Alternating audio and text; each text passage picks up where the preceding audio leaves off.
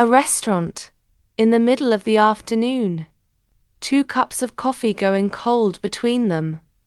The woman's voice is low and tight.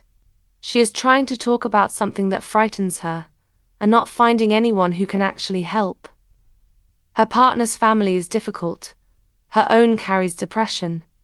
Everyone she asks has an opinion, and every opinion turns out to be just their own life, handed back to her. What she wants to know is simple and impossible. If she has a child, will it grow up kind? Will it grow up happy? The man across the table brightens. He can help with this, he says. Nobody understands it better than he does. He knows exactly how babies are made. She blinks. She doesn't need to know how babies are made. She needs to know how her baby will turn out. But there's no difference, he says. Surely, if you know how a thing is made, you know everything there is to know about it. And he has a solution. Sequence the embryo's genome before she decides. Then there will be no fact about the child's genes that she doesn't have. He slides a printout across the table. 3 billion letters. C-A-T-T-C-A, on and on, for 100,000 pages. She looks at it for a long moment. It would take me 100 years to read this, she says. And at the end of it, I'd know nothing. Hold on that printout. Because it turns out to be almost exactly the relationship between the people who make today's most advanced AI and the thing they have made. Last time I ended on a strange claim and left it hanging there. That we don't really build these machines, we grow them. Here is what that means plainly. Most software is crafted. A person sits down and writes it, line by line, and understands, at least in principle, what every line is for. When it misbehaves, someone can open it up and find the line responsible. The AI behind something like ChatGPT is not made that way. It is grown, in a sense much closer to how a child is grown than to how a program is written. The engineers understand the process that produces the mind. They understand very little about the mind the process produces. They can shape the conditions it grows up in, the way a careful parent might. They cannot dictate the result. Like the man in the restaurant, they know how the thing is made. And that is not the same as knowing how it turns out. So how is it made? Suppose you want a machine that can finish a sentence, that, given once upon a T, will add an M. And not just for that sentence. You want it to finish sentences nobody has ever typed before. You could write a rule for that one case. It would be useless for every other case. So you do something stranger instead. You take the text and turn it into numbers. Then you find a computer with room for an enormous quantity of numbers, billions of them, sometimes trillions, and you fill that room with numbers chosen, more or less, at random. These are called the weights. Then you fix an architecture, a set recipe for grinding the input together with all those weights to produce an answer. The first time you run it, the answer is nonsense. With random weights inside, it might guess that the next letter is B, and rate the correct answer M, at 1 chance in 100. And now the single idea that makes all of this work. For every one of those billions of weights, you can calculate which way to nudge it, up or down, and how hard to make the right answer a little more likely. So you nudge every weight, a hair, in its own direction. The answer comes out very slightly less wrong. Then you do it again, and again. Across trillions of words for months on end, on some of the most expensive computers ever assembled. Nobody is reading the numbers while this happens. There are far too many of them, and a human lifetime is far too short. This is called training. Somewhere in the middle of it, the machine starts to talk. There is a last step, to turn a raw text predictor into something helpful. Another round of the same nudging, on examples like question. What is the capital of Spain? Answer, Madrid. The point isn't to teach it the capital of Spain. It learned that long ago, from half the internet. The point is to coax it into answering you at all, instead of, say, telling you to go and look it up yourself. And lately the growing has gone a step further. The newest systems aren't only trained to copy human writing. You can set one a hard problem, a piece of mathematics, say. Let it attempt the problem many times over, and then reinforce whichever attempt happened to work. Train a mind like that, and you are no longer teaching it to imitate us. You are pushing it, by sheer trial and error, towards thoughts that no human handed it, and increasingly, towards thoughts no human would have had. It is a small effect today. Nothing guarantees it stays small.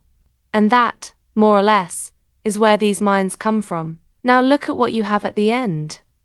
Not a designed machine, with labeled parts. A pile of billions of numbers, ground into shape by all that nudging. The numbers aren't secret. You could print every one of them out, the way you could print out every letter of a person's DNA, and they would tell you just as little. If anything, the comparison flatters the engineers. Biologists have been reading DNA for decades, and understand far more about how those letters become a living body than any engineer understands about how an AI's numbers become a thought. No engineer can read the weights of an AI and say whether it happens to be any good at chess. There is exactly one way to find out what the pile of numbers does. You run it, and you watch. Whatever the training stumbled into, that is what the heap of numbers now does, and the only audit available is to try it and see what comes out. We ship minds whose insides we infer from their behaviour, the way you'd size up a stranger. To give you a sense of the scale, one leading model from 2024 assigns more than 16,000 numbers to every fragment of a word, threads them through 128 separate channels, it calls attention heads, and then stacks that whole arrangement 126 times over.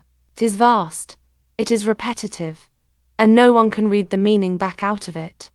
This is not a temporary embarrassment that next year's cleverness will tidy up. We tried the other way. The dream of understanding the mind well enough to build one by hand is as old as the field. It began back in the 1950s, and it failed. Over and over, through long droughts of money and progress, that the researchers themselves came to call the AI winters. We never did learn to craft a mind. We only, eventually, learned to grow one we don't understand. Reading the finished mind back out, there's even a name for the attempt, interpretability, runs years behind our ability to grow them in the first place. That gap isn't a rumor or a doom scenario. It is simply where the field stands today. Here is the first consequence, and it has already arrived. When you grow a mind instead of building it, it does things nobody put in. In early 2023, Microsoft connected one of these systems to its search engine.